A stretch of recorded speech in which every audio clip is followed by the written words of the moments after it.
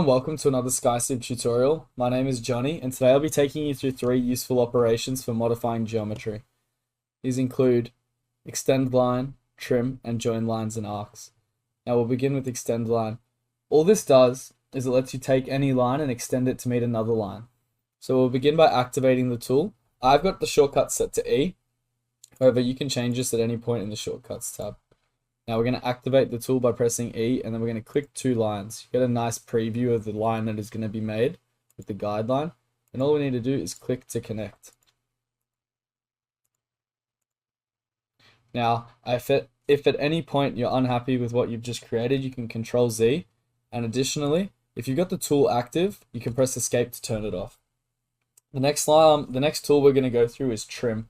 Now this is just the opposite of extend a line, and it just helps you cut lines or arcs or circles at an intersection. So we're going to activate trim here, or you can press TR, which is a default shortcut. So I'm pressing 2 lines here, and I'm trimming just like that. It also works with arcs, as we can see here, removing this point. If at any point we want to turn the tool off, once again, just press Escape. I will activate it again just to show you how it interacts with the circle as well. Now we have a nice arc. Now the last tool is join lines and arcs.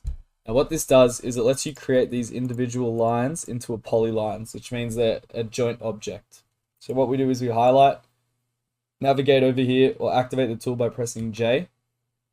And now these should all be connected, and you can move them around as a connected object. These tools are very simple but yet very effective for editing your geometry.